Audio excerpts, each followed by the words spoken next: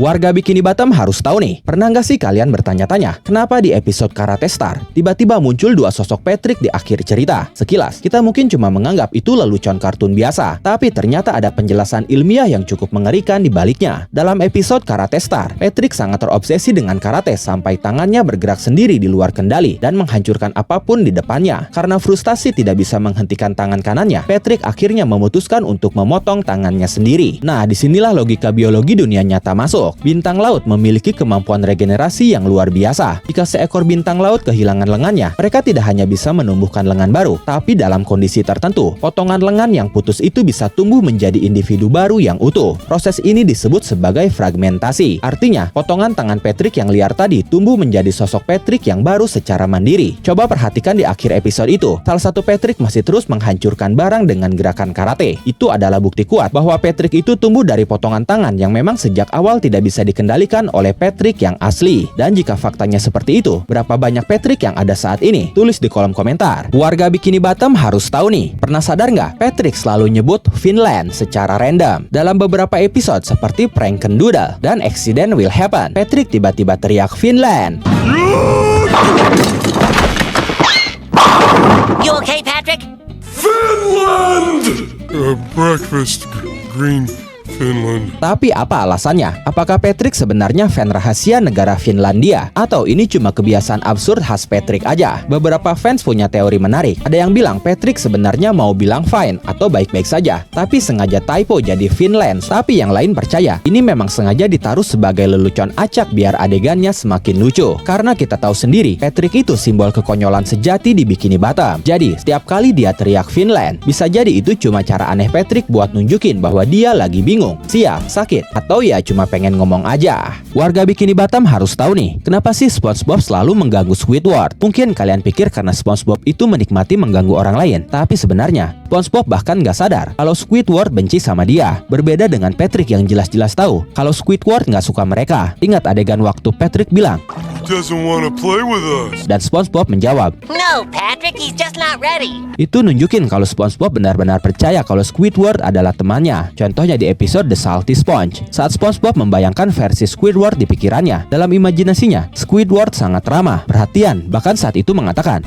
Keep those patties coming, pal. I love you. padahal kenyataannya, ya kita tahu sendiri, Squidward justru sebel banget sama SpongeBob. Jadi kemungkinan besar, alasan SpongeBob terus mengganggu Squidward karena dia nggak sadar kalau dirinya memang menyebalkan. Warga Bikini Bottom harus tahu nih, pernah nggak sih kalian bertanya-tanya, kenapa Squidward itu selalu marah, udah kesal, dan nggak tahan dengan hal-hal konyol? Ternyata semuanya bisa ditelusuri dari satu fakta sederhana. Dalam episode JVT's Prank Wall Emporium, terungkap bahwa ayahnya Squidward memberi nama anaknya Squidward itu sebagai prank terbaiknya. Bayangkan, sejak kecil identitasnya sudah dijadikan bahan candaan. Namanya Squidward diambil dari kata squid atau cumi-cumi, tapi dia jelas seekor gurita. Dan itu bukan hanya nama, itu adalah label yang terus dibawa seumur hidupnya. Jadi sekarang semuanya mulai masuk akal. Kenapa Squidward selalu kesal? Kenapa dia mudah marah? Dan kenapa dia begitu membenci kekacauan? Padahal ayahnya sendiri bukan orang yang memiliki sifat seperti itu. Dan jawabannya, mungkin semua itu bukan karena dia yang jahat, tapi karena dia sudah terlalu lama hidup di dunia yang selalu mentertawakannya sejak awal. Warga Bikini Bottom harus tahu nih, pernah gak sih kalian sadar kalau Squidward itu sering banget ngomong 11 menit? Oh, why must every 11 minutes of my life be filled with misery? I'll give him a week. I'll give him 11 minutes.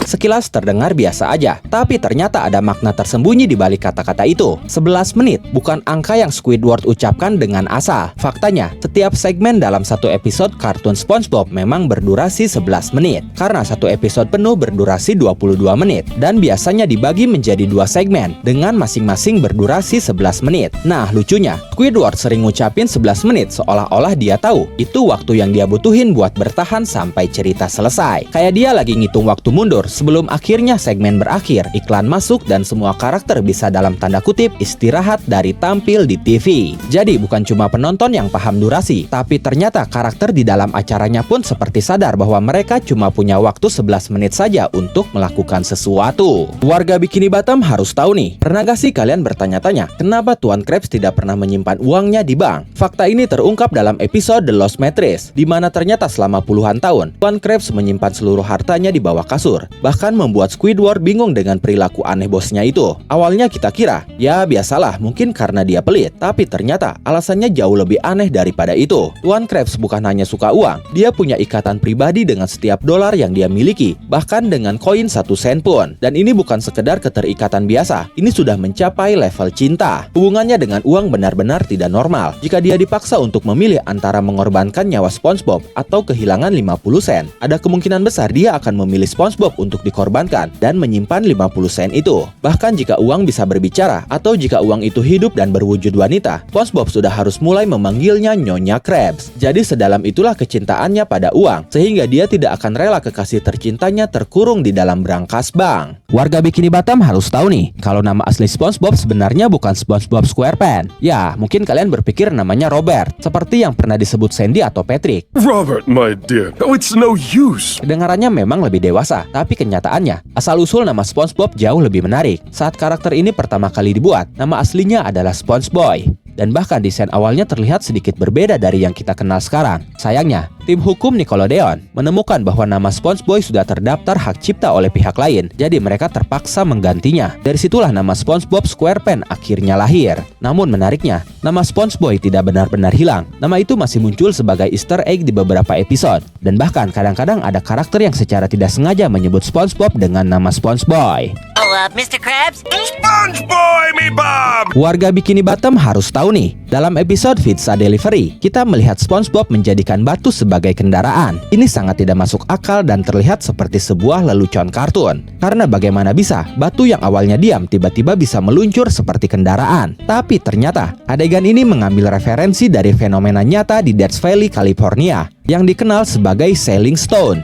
Batu-batu di sana bisa bergerak sendiri dan benar-benar meninggalkan jejak di tanah. Fenomena ini sudah diteliti sejak awal tahun 1900-an, tapi baru benar-benar dijelaskan pada tahun 2014. Saat musim dingin, terbentuk lapisan es tipis di permukaan air yang menggendang sementara di sana. Saat siang, esnya mencair dan membuat permukaannya menjadi licin dan memungkinkan batu bisa bergerak. Lalu angin mendorong batu-batu itu dan akhirnya batu bisa berjalan meninggalkan jejak di belakangnya. Warga Bikini Bottom harus tahu nih, kenapa semua bis di Rock Bottom seperti mempermainkan SpongeBob. Hal ini terjadi di episode Rock Bottom, saat SpongeBob terjebak di tempat aneh yang penuh makhluk laut menyeramkan. Masalahnya bukan cuma suasananya, tapi setiap kali dia mau naik bis, bisnya selalu pergi tepat di depannya. Sekali mungkin kebetulan, 2 kali masih bisa dimaklumi. Tapi kalau terjadi terus-menerus, ini terasa seperti disengaja. Seolah-olah semua bis di sana memang tidak mau membawanya pulang. Apakah ini hari sialnya? Atau ada sesuatu yang lebih dari itu? Ada satu teori yang cukup menarik. Semuanya bermula saat SpongeBob dan Patrick naik bis bersama. Tanpa sadar,